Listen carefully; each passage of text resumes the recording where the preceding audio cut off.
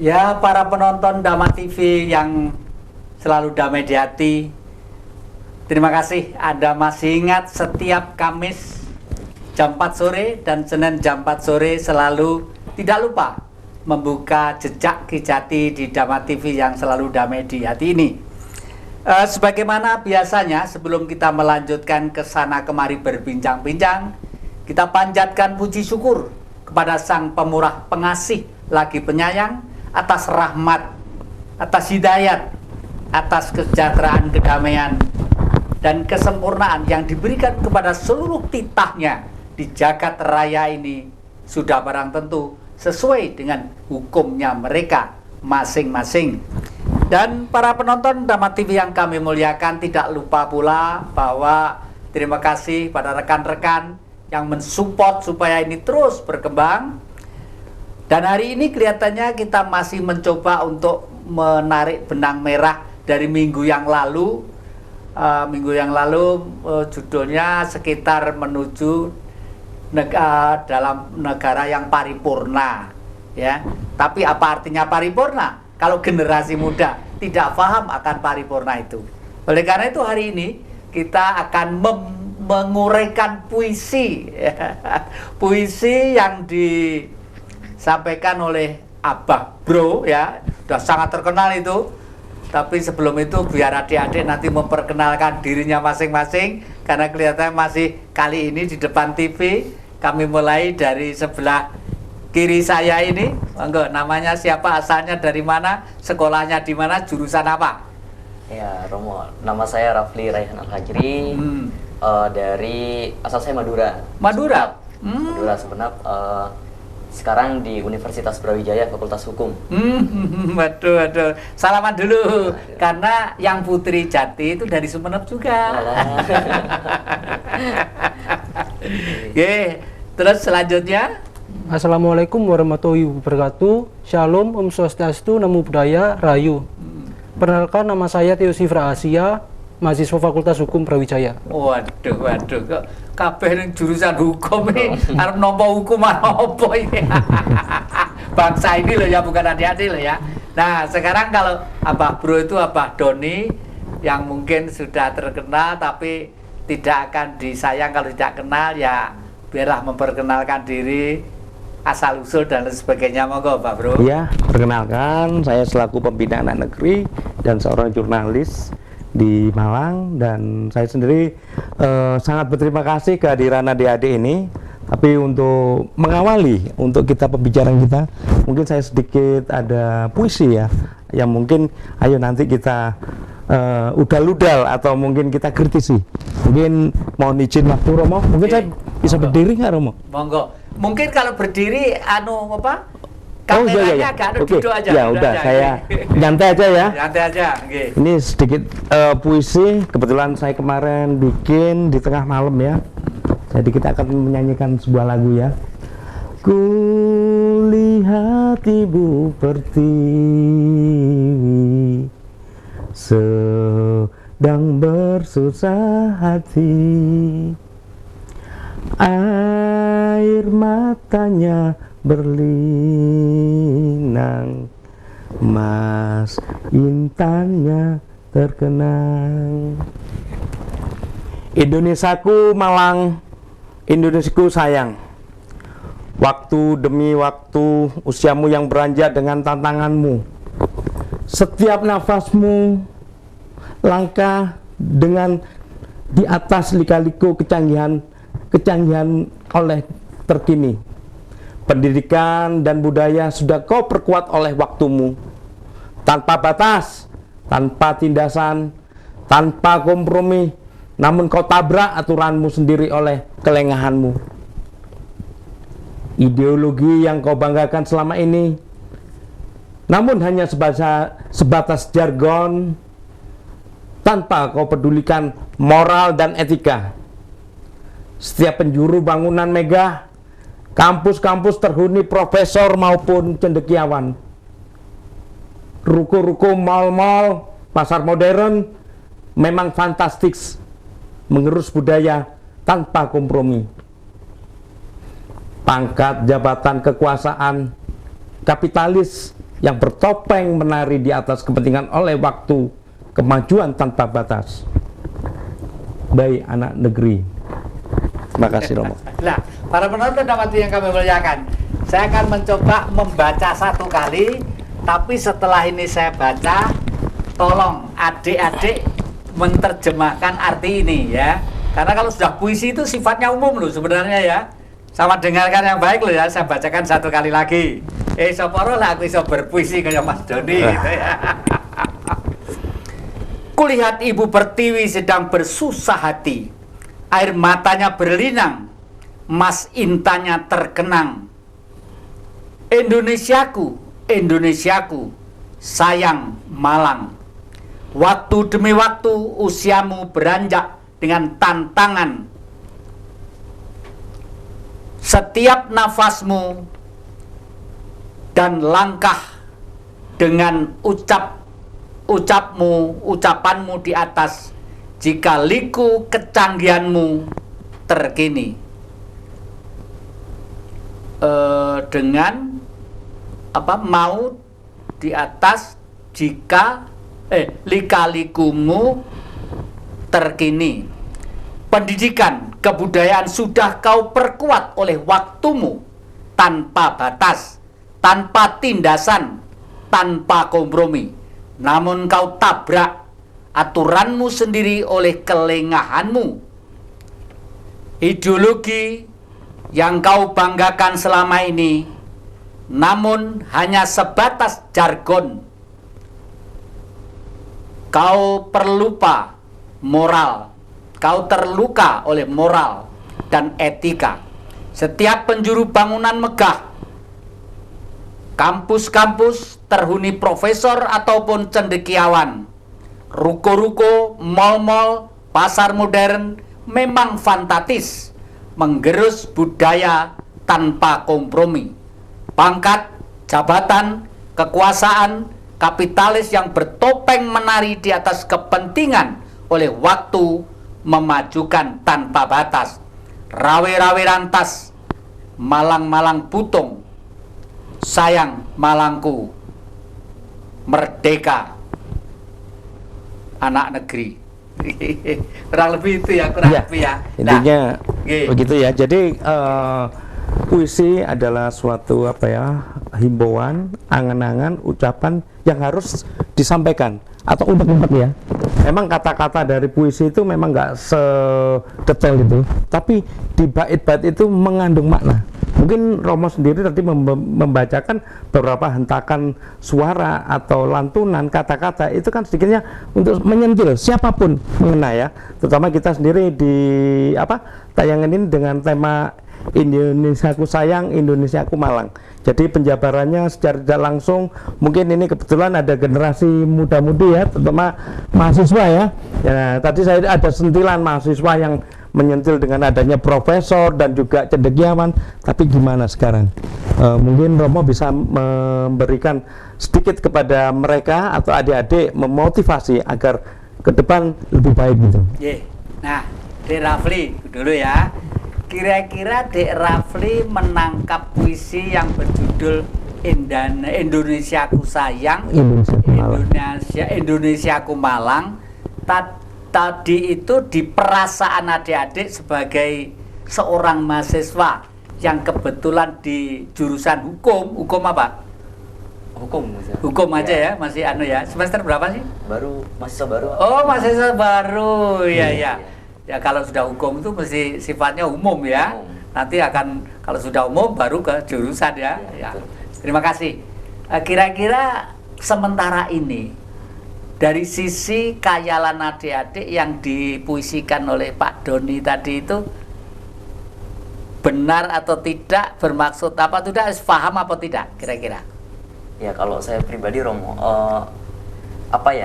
saya menangkap puisi ini semacam kritikan kepada generasi muda, kepada penerus bangsa, bahwa sekarang kita telah sedikit banyak melupakan ideologi kita, moralitas kita, budaya-budaya ketimuran kita, dan ini memang ada benarnya gitu, dan itu memang fakta sosial kita pada saat ini, Romo. gitu. Gitu ya. Waduh, bukan main. Luar biasa. Loh, mahasiswa baru masuk loh. Sudah memperoleh ilmu yang sedemikian dalam. Nah, sekarang kepada Dek siapa namanya? Theo Sifra. Yusuf Ram ya. Iya. Ya. Ini yang dipakai Kong ini adalah batik karya anak muda Singosari. Iya. Ini batik tulis dari Singosari dan di sini ada gambaran Garuda Pancasila ya. Sepengetahuan dan sepahamnya adik tentang Garuda Pancasila. Secara jujur sampean kalau melihat lambang Garuda Pancasila itu perasaan Anda, pikiran Anda timbul apa? Secara jujur, monggo sampaikan. Kita lanjutkan bahwa berbincang-bincang ini memang asik sekali ya. Saya akan lemparkan ke adik saya yang kedua nanti itu, tapi maaf jangan kemana-mana, masih di depan Jejak Kijati. Ya, terima kasih para penonton Dama TV yang selalu damai di hati ya. Kita coba kita korek adik-adik kita itu calon generasi bangsa, masa depan bangsa nanti ada yang pada yang muda-muda. Nah, sekarang adik yang itu Iya. Theo Sifra. Theo ya, Dek Iya. Theo gitu aja ya, Theo ya. Ini yang dipakai Romo itu hasil karya anak-anak muda di daerah Singosari. Ternyata Singosari itu sebagai ibu bumi Kendedes ya. Kendedes kenapa Kak? Iya. Kendedes itu cedek ini loh. Jadi ada Pulau Sapudi, ada pulau satu lainnya di luar Sapudi, ada Purwo itu dari sana.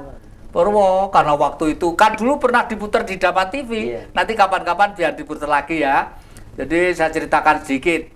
Jadi Purwo itu seorang Brahmana yang lagi meditasi, lalu ada suara. Lah ibu Purwo itu mengandung terus, hei Purwo, anakku yang terkasih. Umpama sekarang begitu loh ya, bahasa leluhur pada generasi ini itu anakku tuh. Kandungan di dalam istrimu itu nantilah yang akan membuka nuansa baru di negeri Nusantara ini. Karena anakmu itu adalah sang Pragna Paramita yang rahimnya mengandung nilai-nilai mulia yang akan melahirkan raja-raja besar, bentuknya negara di Nusantara ini.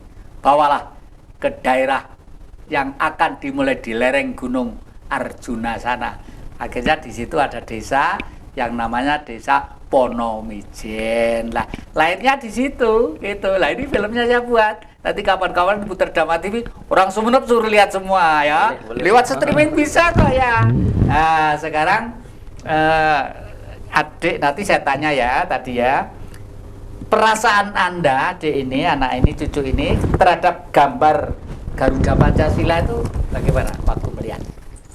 Yang pertama melihat tentang batik yang dipakai Mbak Jati dan logo Pancasila, saya teringat dengan kekayaan Nusantara yang begitu luar biasa dalam hal batik dan dalam hal Garuda Pancasila. Saya teringat dengan nilai-nilai yang terkandung di dalam Pancasila itu sendiri, Mbak. Jadi di dalam nilai-nilai itu sendiri, sebenarnya pendiri bangsa kita mempunyai nilai-nilai yang luhur untuk cita-cita bangsa Indonesia ke depannya. Dalam arti, jika semua nilai-nilai itu diringkas, akan menghasilkan suatu asas yang bernama gotong royong. Gotong royong dalam arti bahwa setiap masyarakat di Indonesia harus mampu untuk saling membantu satu sama lain, saling peduli satu sama lain, dan yang terutama saling menghargai. Mengingat bahwa kondisi-kondisi di Indonesia saat ini sedang istilahnya diuji kita, Mbak Jati.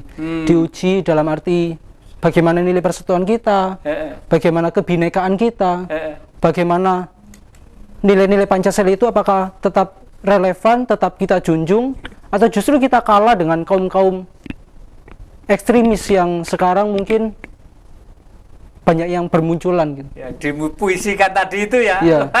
salah. Ini ngomong-ngomong Theo itu dari daerah mana sih? Daerah Sulfat, Mbak Jati. Sulfat, Malang. saja. Iya. Tonggo dewi ya, sebelah ini ya. Waduh, pinter-pinter senang yang senang.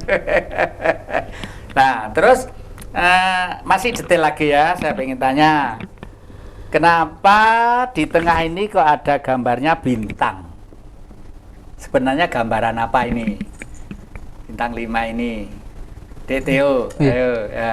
Mungkin arti bintang sendiri itu menandakan ketuhanan yang Maha Esa. Betul. Sekarang bergeser ke atas, ini ada pohon beringin. Kenapa kok pohon beringin, ndak pohon kates, ndak pohon kelapa, atau pohon cepluan? Kenapa? Karena di dalam pohon beringin itu melambangkan nilai-nilai persatuan, Mbak Jen. Betul. Jadi pohon beringin itu sebenarnya dikatakan persatuan juga boleh, tapi tepatnya adalah kebangsaan, ya. Jadi negeri Indonesia ini kalau sudah paripurna seperti yang dikupas Romo Indarwanto minggu yang lalu, ya, itu kalau sudah paripurna, bangsa itu rasa ayem. Ayem itu seperti apa? Seperti orang tidur di bawah pohon beringin, ya. Pohon beringin itu daunnya kan gede banget, lebat gitu loh. Dia menyerap menyerap nitrogen, mengeluarkan nitrogen tapi mengeluarkan oksigen tapi menyerap nitrogen, ya. Sehingga orang tidur itu kan pulas dan tidak punya pikiran kejatuhan buahnya itu akan mentrol-mentrol, nggak mungkin karena pohon bir kecil-kecil. Lalu uratnya itu memanjang kemana-mana, ya. Artinya bangsa ini harus dihuni oleh warga negara yang ayem, tentrem, gemah, ripah, loh, jinawe, ya. Istilahnya Pak Dalang seperti itu, ya. Jadi besok kalau adik-adik ini sudah menjadi seorang pimpinan, entah itu wali kota, entah itu bupati, apalagi presiden, harus punya pikiran bahwa bangsa saya harus ayem, tentrem, gemah, ripah, loh, jinawe, gitulah. Terus sekarang bergeser ke sini, ini Pak Joko Rendi yang membuat lukisan ini, batik ini.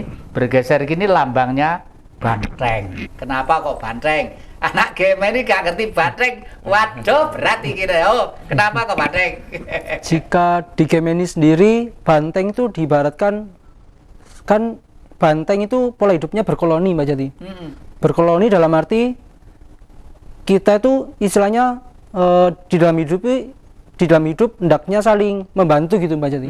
Membantu dalam arti satu susah ya, yang lain juga istilahnya saling membantu gitu, Mbak Jati.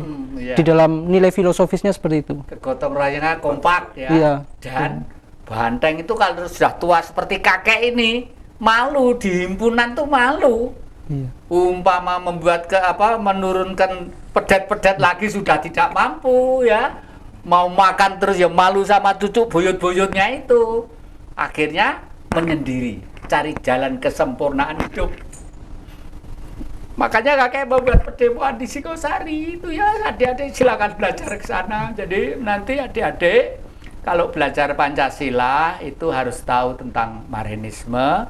Urut-urutannya itu Pratama, Tamtama, Purnama, ya. Tamtama itu belajar pertama tentang nasionalisme. Indonesia itu geografisnya bagaimana, pulaunya apa saja, kekayaannya apa saja, terdiri dari apa, bagaimana, ada di mana di dunia ini.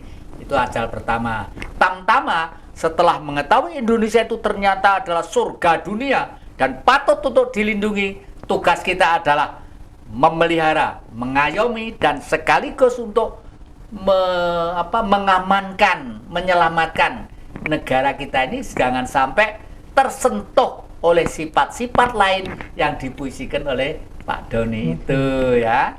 Itu lalu setelah itu persatuan pada gambar beringin, pada gambar rantai tadi itu, karena rantai itu satu sama lain kan tidak ada pisahnya, ya, natnya, ya, terjaring gitu. Inilah kerukunan, gotong royong tadi itu, ya. Tapi semuanya itu orang bertuhan, orang berbangsa, orang ngerti tentang manusia, orang ngerti tentang musyawarah. Tujuannya apa sih? Tujuannya satu, supaya orang hidup dalam keadaan yang weteng wareg, ayem, tentrem, tidak banyak macam-macam yang merugikan, yaitu keadilan sosial.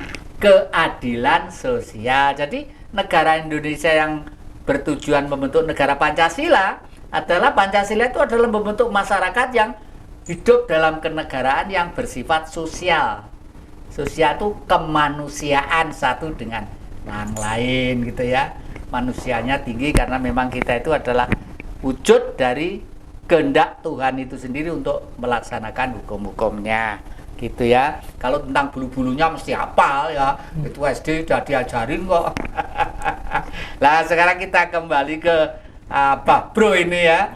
Abah Bro, selama ini Anda berpuluh-puluh tahun membina anak jalanan, saman tata sedemikian rupa sehingga saman angkat derajatnya ya, supaya dirinya menjadi yakin lebih tinggi menjadi anak negeri. Di situ yang coba kami pengen tahu Mas Doni, nilai positif yang saman bawa sudah sampai di mana, lalu segi-segi bukan negatif ya, kekurangan-kekurangan yang selama ini dianggap amat terlambat di bidang apa? Ya, ini sangat menarik ini pertanyaan Romo, dan mungkin saya ketahui ya, selama saya membina anak-anak itu yang saya tekankan itu berubah mindset dari kepribadian atau tentang stigma. Yang lama stigmanya mereka itu sakar PDW sebenarnya ya. Karena apa? Karena dia sendiri itu kurangnya kasih sayang dari keluarga, mungkin dari dirinya sendiri. Tapi gini, namanya kasih sayang itu kan luas ya Romo ya. Tapi saya amati mereka itu dengan perkembangan zaman, perkembangan waktu, dia sendiri itu pertama-tama itu karena salah pergaulan atau di lingkungan setempat itu mempunyai semacam perubahan, dia ngikut-ngikut ke situ ya. Dalam dia ngikut ini tanpa ada semacam kontrol, akhirnya dia itu kebablasan ya. Makanya saya tekankan di puisi tadi menyikapi tentang Indonesiaku sayang, Indonesiaku malang ini menyikapi semua dari aspek, bukan dari anak-anak saya juga, tapi tadi ada yang saya singgung dengan profesor, cendekiawan yang menabrak dengan aturan sendiri, akhirnya apa? Keterpurukan dan kemunduran. Dan adanya kemunduran ini, siapa yang dirugikan? Kalau nggak kita sendiri. Makanya saya dengan adik-adik ini tampil di mana? Dhamma TV ini agar mereka itu paham tentang ideologi. Ya, para penonton Dhamma TV yang kami muliakan, kelihatannya Abah Doni ini mau mengorek adik-adik. Jangan kemana-mana, masih di depan Jejak Ki Jati. Ya, terima kasih para penonton Dhamma TV yang kami muliakan. Anda masih tetap di depan Dhamma TV. Memang kita ngomong anak-anak muda ini harus sabar dan telaten, karena akhir-akhir ini termasuk di daerah saudara kita di dekatnya ini, Nanda ini, Rafli ini, di sana masuk sabu-sabu 80 kilo apa-apa waktu itu tuh ketangkep itu ya. Ini memang kita harus hati-hatilah, semua ikut menjaga dengan baik lah.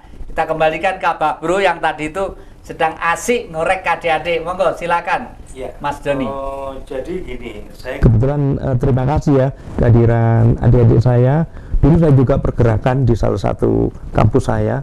Saya mau nanya, kegiatan selain belajar di kampus itu mungkin ada ikut organisasi, itu suatu menurut saya, kalau kalian ikut organisasi kalian akan lebih dewasa, soalnya tahu untuk di salah satu komunitas atau di kegiatan itu. Mungkin saya mau nanya Mas Rafi ya, ikut kegiatan apa? Kebetulan saya mahasiswa baru. Oh, mahasiswa baru. Belum ikut. Ya nanti dan harapan bisa ikut ya. Kalau Masnya? Kalau saya mengikuti suatu organisasi yang bernama Gerakan Mahasiswa Nasional. Luar biasa itu ya. Itu berarti tentang ideologi, tentang kenegaraan juga, dan juga kemasyarakatan juga. Tentang menyikapi puisi saya gimana tadi? Mas Raffi mungkin bisa menyampaikan? Ya, jadi begini Pak.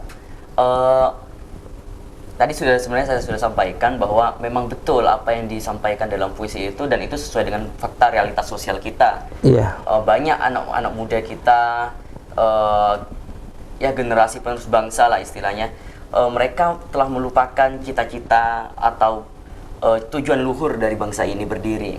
Selain itu, tidak bisa dipungkiri juga bahwa kecanggihan teknologi itu telah membawa sebuah arus yang namanya westernisasi. Iya, ini menarik juga ini. Ini masalah etika atau moral. Setiap daerah saya mau menanyakan, gimana Serawung atau bahasa itunya unggah-ungguh. Setiap kamu mungkin daerah mana, luar kota atau gimana, masuk di daerah tempat itu apa nggak ada semacam Nyun Sewu dulu atau semacam itu? Ya, di Madura itu ada yang dikenal dengan istilah adep asor. Oh, adep asor, ya, ya. Ya, jadi sama seperti di Jawa kurang lebih. Jadi kalau lewat depan orang yang lebih tua itu menunduk, bilang kalau bahasa Madura itu ngapora. Oh. Jadi kalau bahasa Indonesia itu permisi gitu. Ya. Jadi ada tata keramanya, kurang lebih sama seperti Jawa. Ya, jadi saya paham dengan uraiannya ini untuk Serawung atau semacam etika, norma-norma ini di setiap masyarakat di mana kita meletakkan diri harus mengetahui tentang lingkungan, jangan sakar PDW, nanti akhirnya apa? Timbul ke kepribadian kita akhirnya nanti sekelompok. Makanya saya menekankan kepada terutama binaan-binaan saya dan juga adik-adik saya, ya yang penting harus tahu adab asor ya. Jangan ada semacam semaunya gue masuk di rumah orang kan ketok pintu dengan bahasa itu dengan santun. Kalau kiranya itu harus lapor RT dulu atau RW gimana sosialisasi.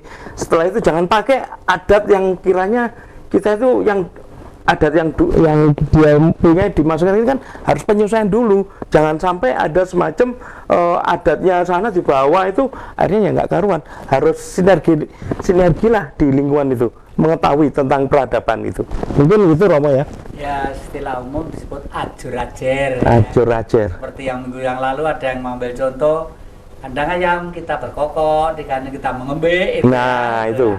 Nah, memang para penonton dapat yang kami muliakan, mengorek terus supaya generasi muda bangkit dan sadar itu memang PR kita bersama-sama. Nah, saya bertanya kepada cucu-cucu saya berdua, ini keluhan orang tua ya. Terus terang aja orang tua ini kalau naik mobil di jalan itu waduh was-was saya setengah mati. Kita alon-alon tuh kadang-kadang digotai sama yang muda-muda. Bener, coba tuh segala macam. Lalu kadang-kadang kalau nyelip itu kan mobil itu cc-nya gede tuh. Ada yang 3.000, ada 2.500, ada 2.000. Sepeda motor tuh berapa cc? 150 cc tuh berapa? Berapa gitu. Dodo ini kadang-kadang itu tidak kuat lah. Menurut adik-adik, generasi yang semacam itu bagaimana? Dan kira-kira untuk adik-adik itu supaya mereka itu sadar akan lalu lintas, supaya bapak polisi tidak capek nemen-nemen, kira-kira ide-ide apa yang ada? Monggo, Lauri dulu. Waduh, ya ini kayaknya sulit ini. Sulit ya? Soalnya ini kan menyangkut masalah, ya saya juga bagian dari mereka begitu. Jadi begini Romo, sebetulnya generasi muda sekarang itu mereka kurang mendapatkan perhatian dari orang tua, keluarga begitu, sehingga mereka itu mencari kesenangan atau dunianya sendiri di luar sana. Dan biasanya mereka itu cenderung, mengikuti hawa nafsunya gitu. Jadi mau kemana dia sesuka-sukanya gitu.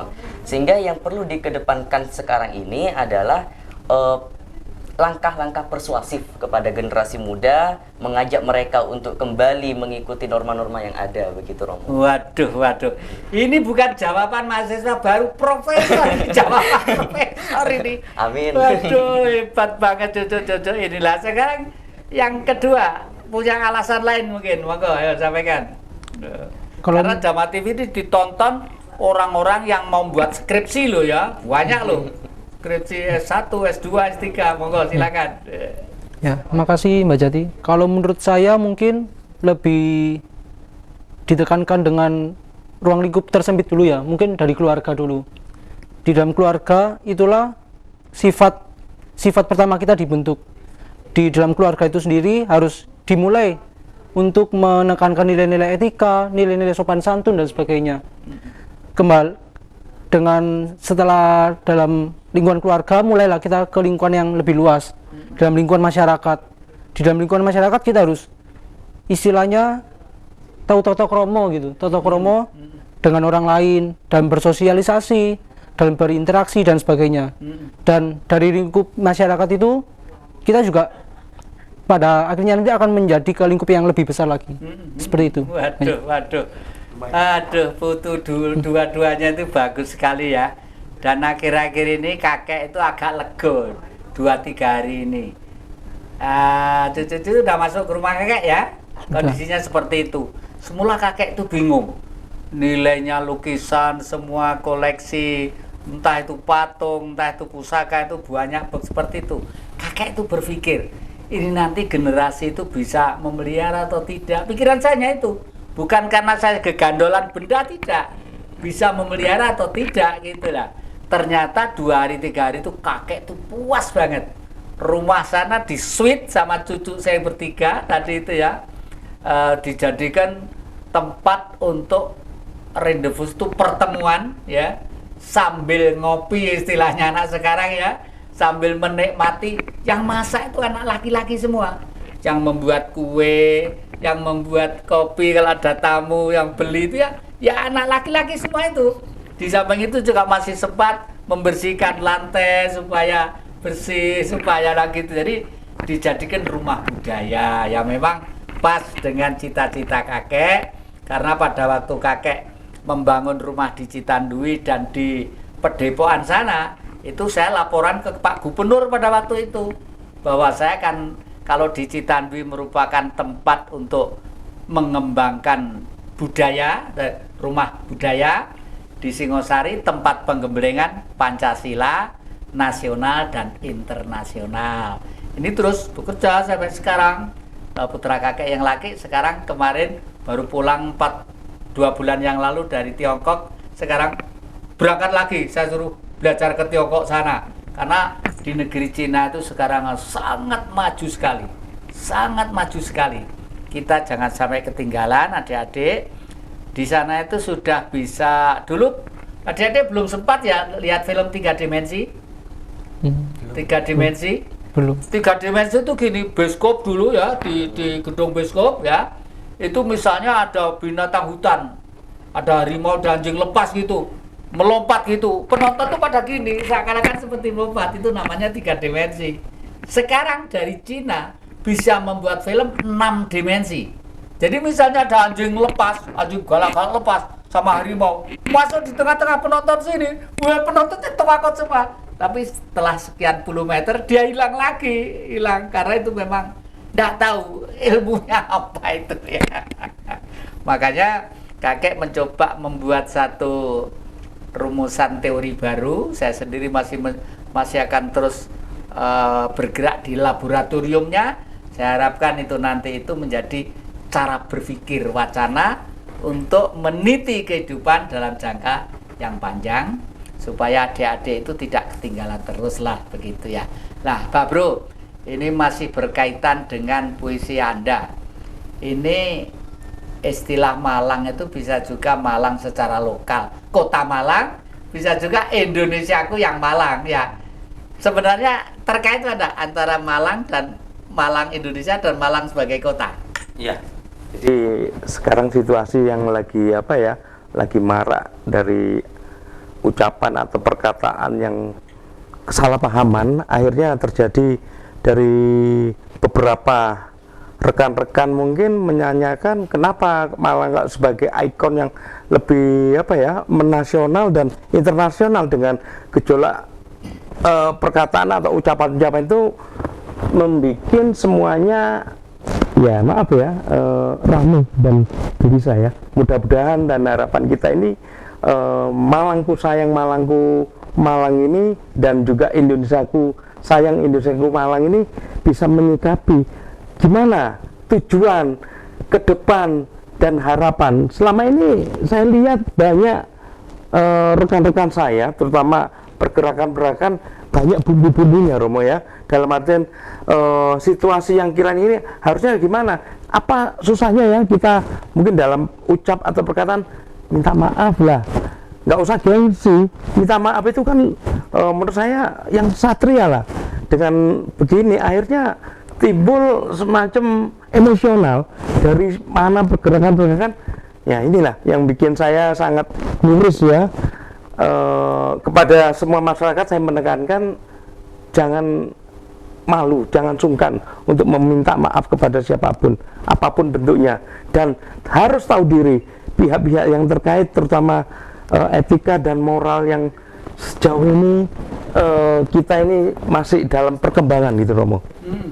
Ya, memang para penonton Dharma TV yang kami muliakan, bicara Kota Malang itu juga ada kekhawatirannya, tapi juga ada kepositifannya. Positif.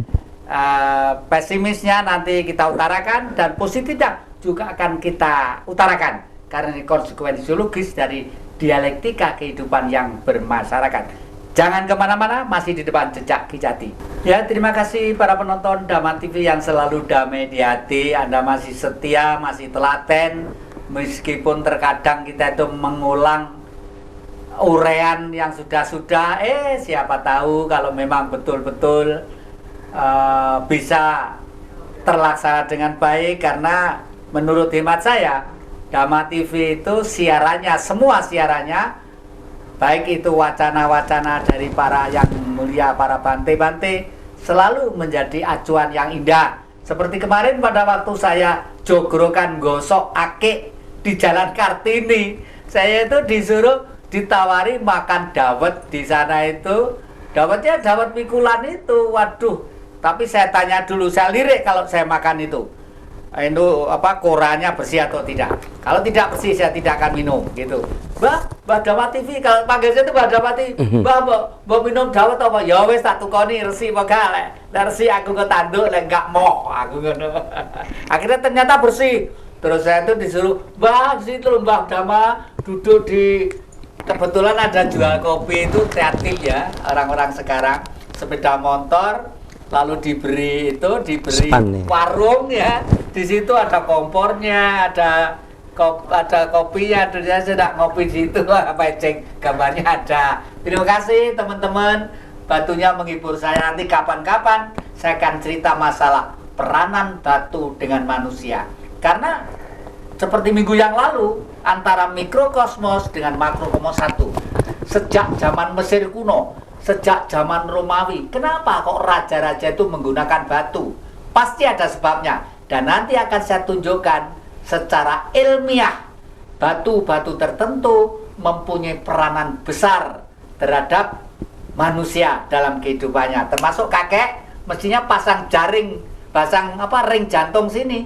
Karena batu itu, cincin itu batal, tidak jadi pasang ring jantung. Nah, nanti minggu akan datang ya. Oleh karena itu jangan pernah tidak nonton Dharma TV. Nah, sekarang kesempatan terakhir saya bertanya kepada Adik Rafli ini ya, kira-kira harapan-harapan apa yang diharapkan pada generasi muda secara umum, atau orang tua-tua, atau pemerintah sebagai negara milik kita?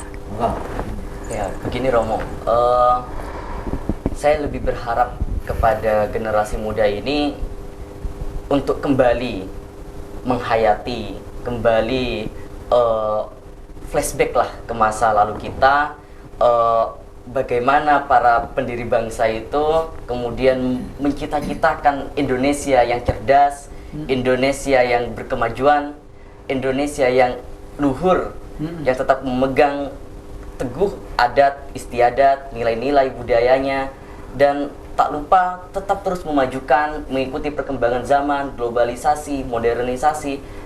Namun itu tadi, kita harus tetap memegang budaya kita sebagai bangsa Indonesia. Kemudian untuk orang-orang dewasa, lebih melakukan pendekatan kultural lah kepada generasi muda. Hindari cara-cara represif dalam mendidik generasi muda kita, sebab kita generasi muda sudah generasi yang cerdas, memiliki IQ yang sudah tinggi gitu. Nah, jadi perlu pendekatan-pendekatan yang halus secara kultural gitu. Dan untuk pemerintah ini yang paling penting Romo, bahwa untuk pembangunan nasional ini harus dan selalu mengajak generasi muda untuk ikut andil dalam pembangunan nasional ini. Karena menurut penelitian generasi muda ini memiliki otak atau memiliki kecerdasan yang lebih tinggi daripada orang-orang yang dewasa, gitu, orang tua gitu. Betul. Nah, jadi ini harus dipergunakan sebaik mungkin ini oleh pemerintah, Romo, gitu.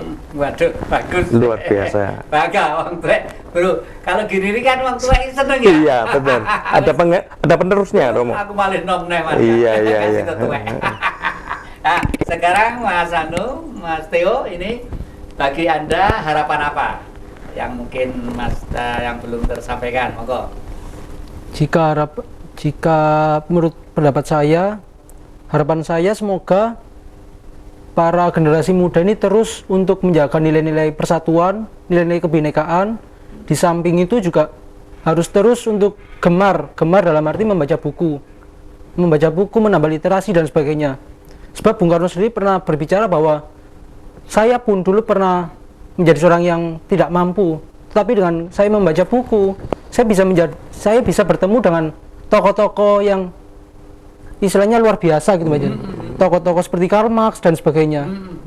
Selain itu, di dalam hati saya yang paling dalam, cita-cita saya hanya satu, bahwa nilai-nilai yang selalu didengung-dengungkan oleh Bung Karno, semangat Marxisme, harus tetap selalu menyala-nyala. Dan kita khususnya saya sebagai kaum nasionalis, saya juga harus bisa menyebarkan nilai-nilai nasionalisme itu, nilai-nilai Marxisme itu kepada semua generasi muda, kepada semua yang pada saat ini memang nilai-nilai itu perlu untuk ditegakkan seperti itu. Waduh, hebat. Berarti Nandatio itu menjawab apa yang digempur pada waktu tahun 74.